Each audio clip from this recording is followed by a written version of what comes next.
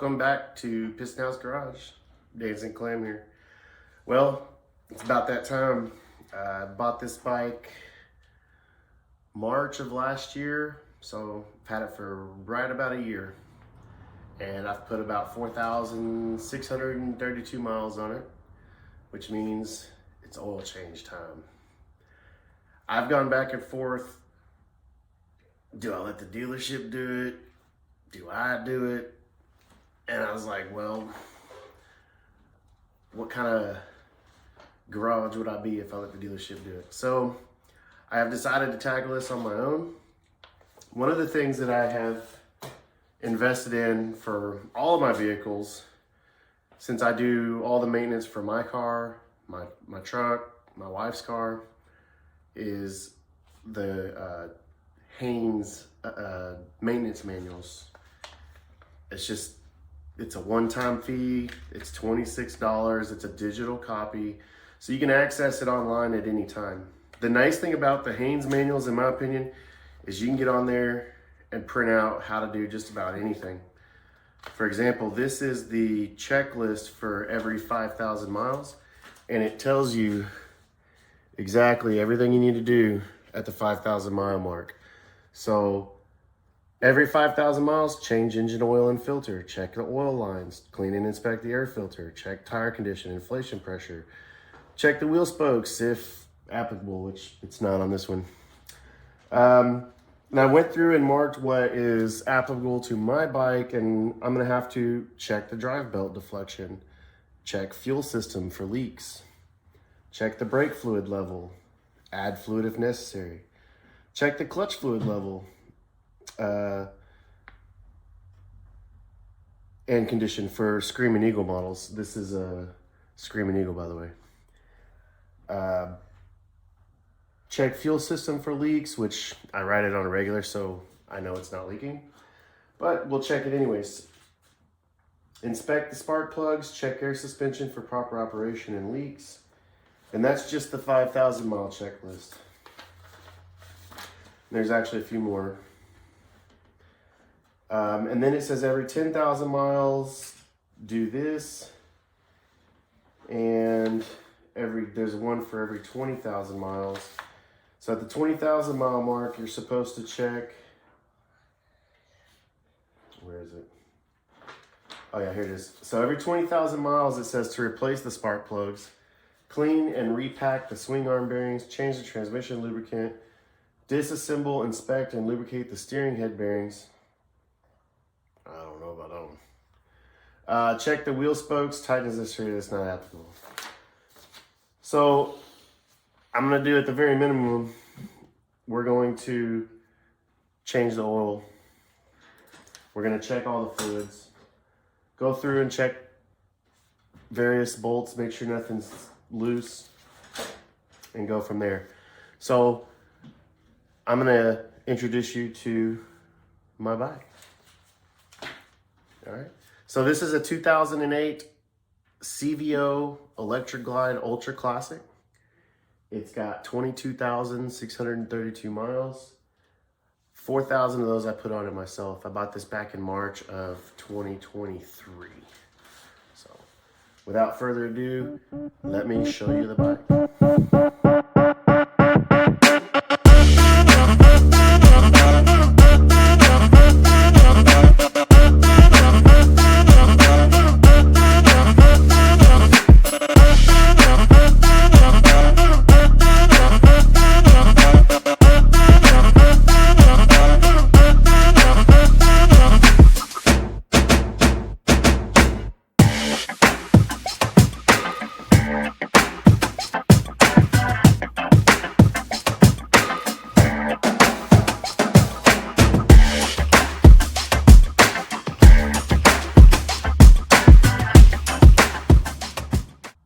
So the first part of my 5,000 mile checkup is going to be spark plugs. And, you know, typically when we think about spark plugs and changing them, it's one of the easiest things we do on the motorcycle or on any car. But do you ever really gap your spark plugs? I don't typically. Typically, I just pull them out of the box and throw them right in. Well, I thought this time, because it's going in my bike, and I want it to be perfect. I want it to be good. And so I figured I'll check the gap and see how off it is. So again, I was talking about those Haynes manuals, and I know it's spark plugs and it's something really easy, but if you just look at the section on spark plugs for my my manual here, it says gap the spark plugs using a gap tool, feeler gauge, and then it says go to table 6 to get the information on, go to table 6 to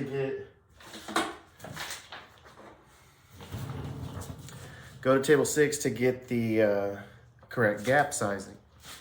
So I went to table 6 right here, and it says the gap should be between 0.038 and 0.043. All right, cool. So I picked up this little feeler gauge tool, and I started looking for a 0.38 to 0.43. I was hoping for a 0.40, but there's not one in here. So I guess what I could do is actually look and see if there's a pair next to each other. Or I guess I could take these out of here. I can. So, look, I just realized these unscrew. So I just need to come up with a set that equals 0.40. Because I figured since it's supposed to go between 0.38 and 0.43, if I just got 2 of these that equaled 40, I could do that way. And I'm looking here, I don't know if you can see that, see the sizes? So what I'm gonna do is I'm gonna just take this whole pin out, I think.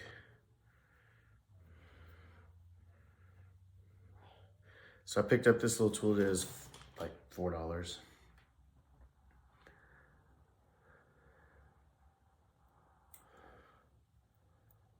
I'm just gonna take them off. It's scary. Try not to drop them everywhere. All right.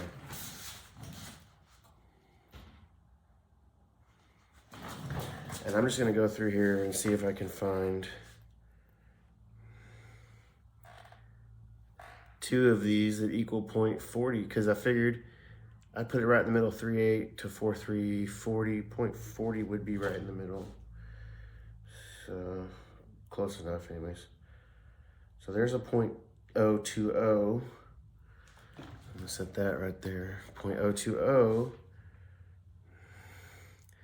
And I guess I need a 19, would put us at 39. They're hard to see. Or I'm just getting old. Let me just find the right ones. Hold on.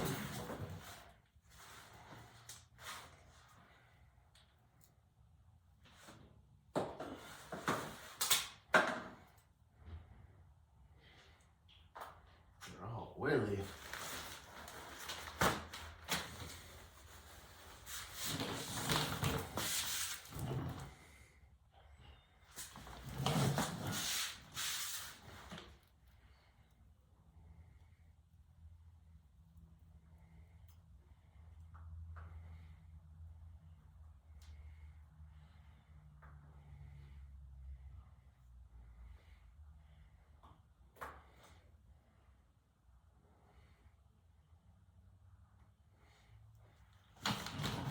All right. So I've got my 0.19 and 0.20, which puts us at 39. And I'm gonna stack these together. I assume that's how this works. If you stack the two together, right? I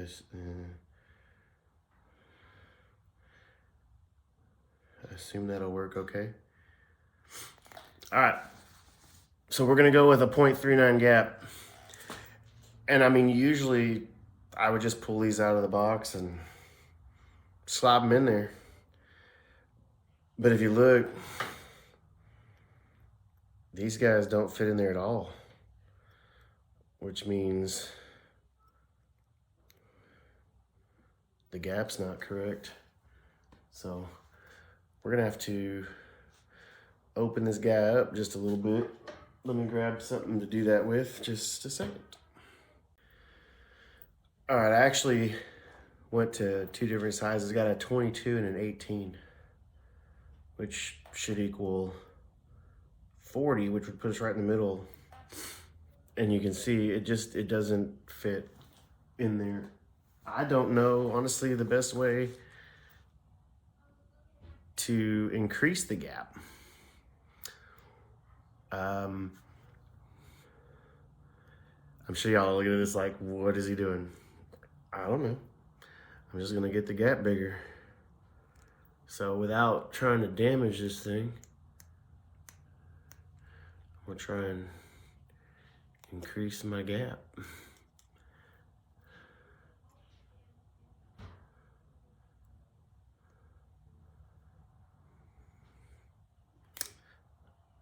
I moved it a little bit here. Let's see.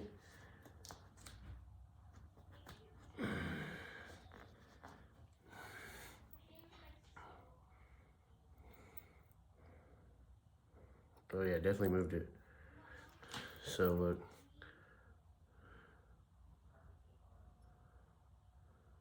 So that fits in there now. I'm actually gonna probably want to squish that down just a little bit.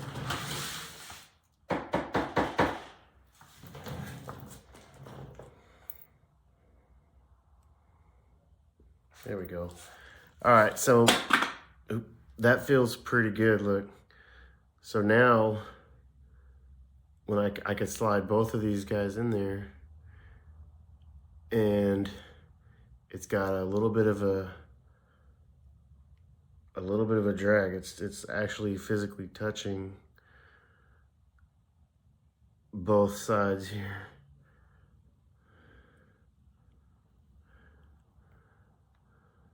So that one's good. We're right at 0.40. I mean, the book calls for 0.038 to 0.43, and it's now at 0.40. See, this one's too close. Can't slide that in there at all. So I'm gonna move it out just a hair too.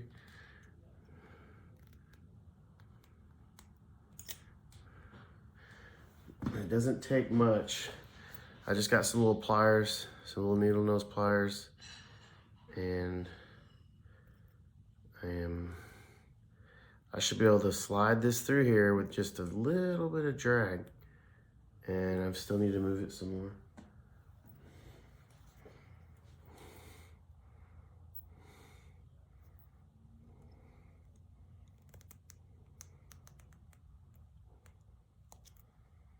Okay, just pry on that just a little bit without damaging the anode.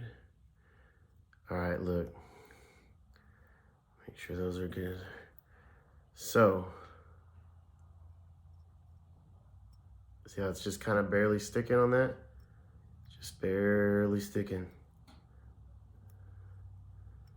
So, I would say that's between 0.038 and 0.40 now.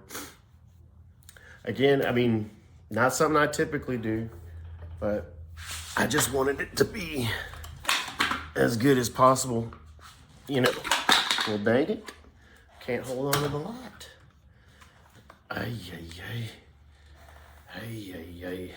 All right, so the hard part's over. Now the easy part. And y'all, spark plugs are really easy. Really, really easy. I'm gonna pull this boot off right here. I will tell you, I've learned, don't pull on the wire. Pull from the boot.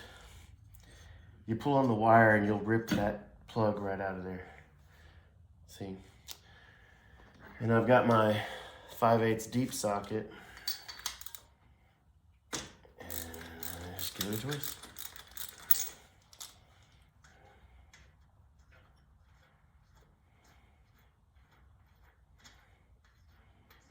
Now what I'm curious about is whether or not this is at a .030. Now I'm noticing something here, which is probably fine, but there's a little bit of difference there. See how flat that, I don't know what it's called, the little center part there versus that one. I don't know which is better. I think we'll get a bigger spark with the one on my left. Maybe. But they're both NGK. This is NGKR DCPR7E, this one right here.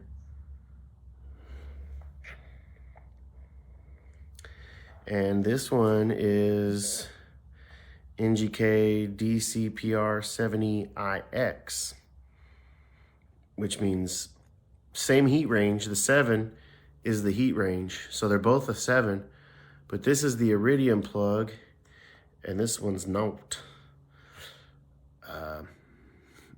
But anyways, whatever. We're gonna run it. So I'm gonna go ahead and start this one in here. I don't usually run any anti-seize. I don't let them get left in there long enough to need it. So just thread that guy in there hand tight.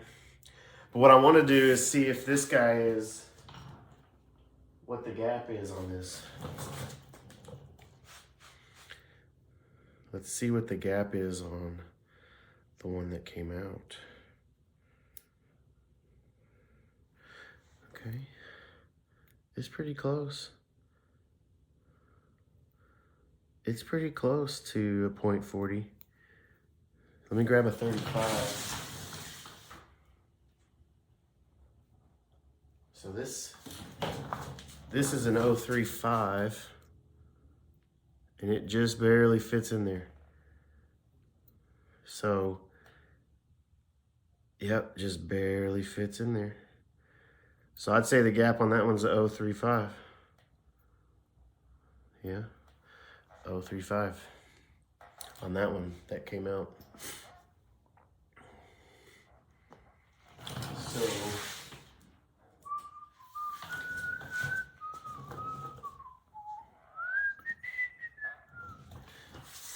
I'm gonna go ahead and tighten this one down. As far as how tight to get it, you just want it snug. Beyond a little bit past, just snug.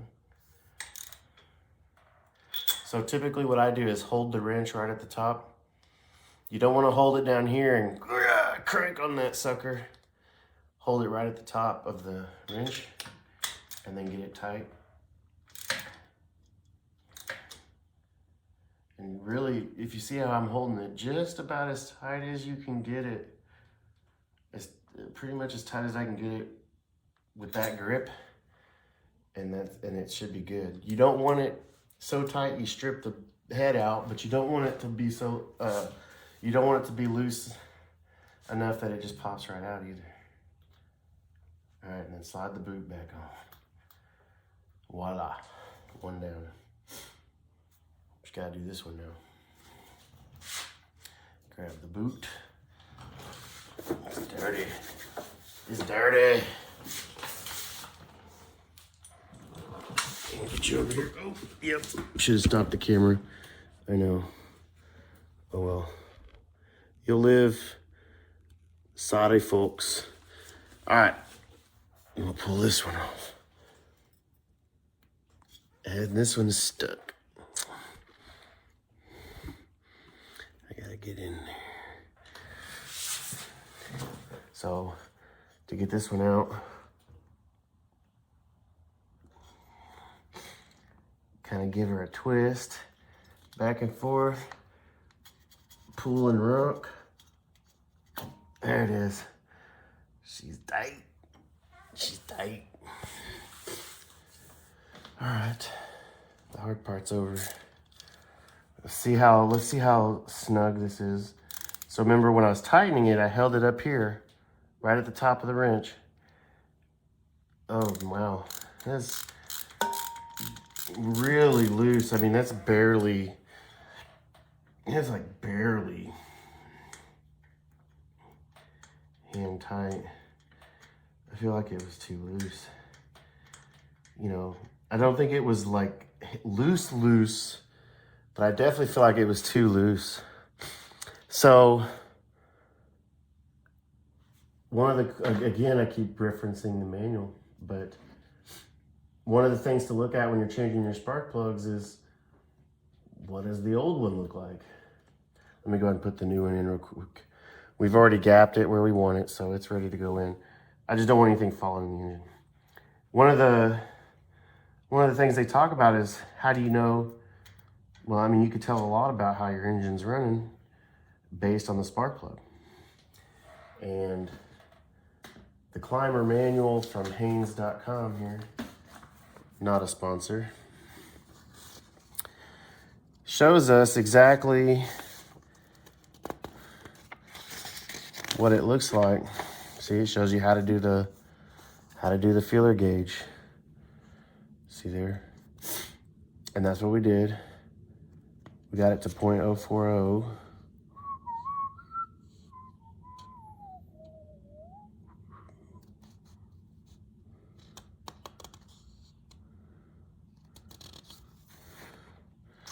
Talks about spark heat range.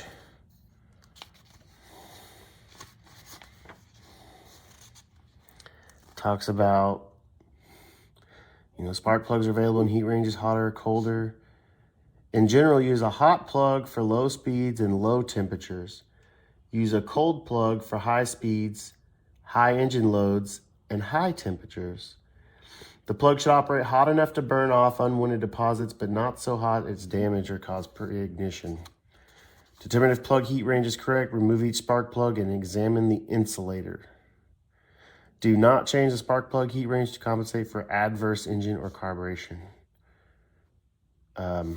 So then this is the chart I was talking about. And you can look, so normal,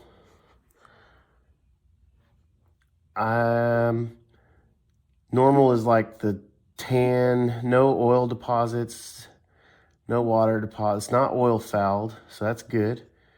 Carbon fouled, no, we're definitely not carbon fouled. It would be much more black if it were. The gap is bridged, so that would be bad, but that would be like a buildup of junk right on that center thing, so where the prong is actually touching, and no, we don't got that.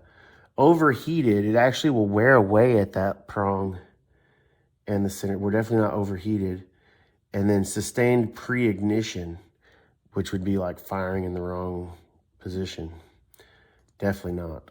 So we definitely have a normal wear and tear spark plug. I bet this probably only has about 5,000 miles on it, but no, it's probably 10. I don't know. Like I said, I bought it last year, and I don't know when they changed the spark plugs last. That's why I'm doing it now, because once I've done it, then I know when it's been changed.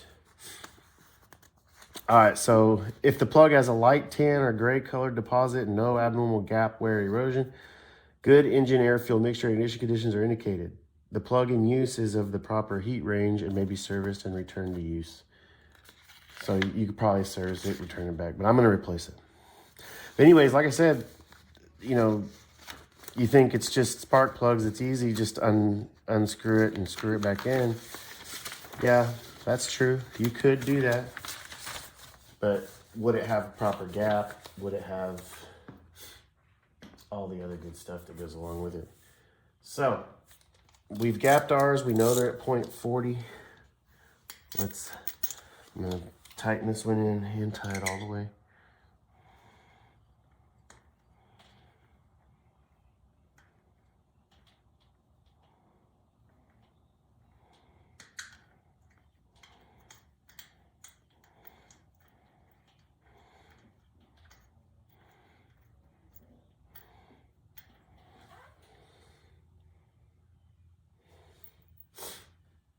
So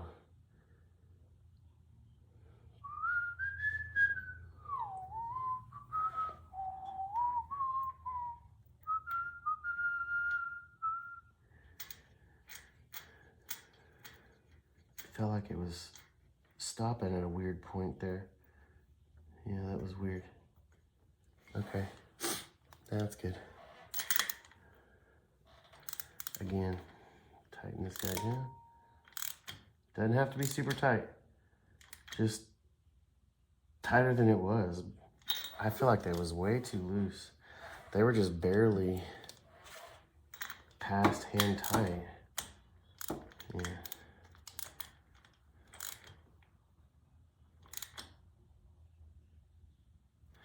Okay. And what I did was just loosen it to feel how tight it was to compare it to the way it was before. Slide the boot back on, make good contact, and we should be good to go as far as spark plugs go.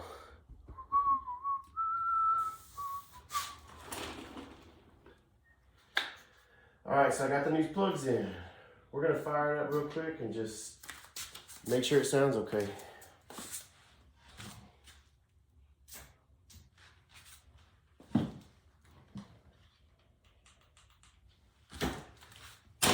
Get all this stuff off.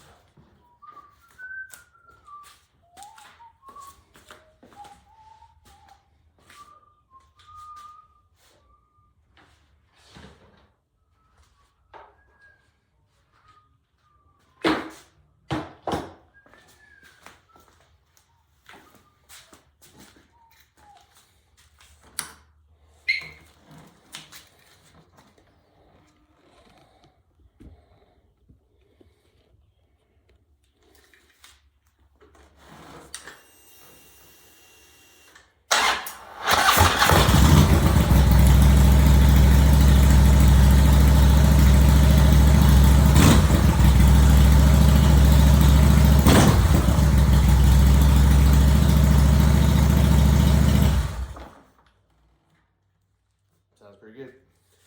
All right, so step one of the 5,000 mile checkup, spark plugs. Step two will be air filter disassembly, inspection and cleaning. Step three, oil change.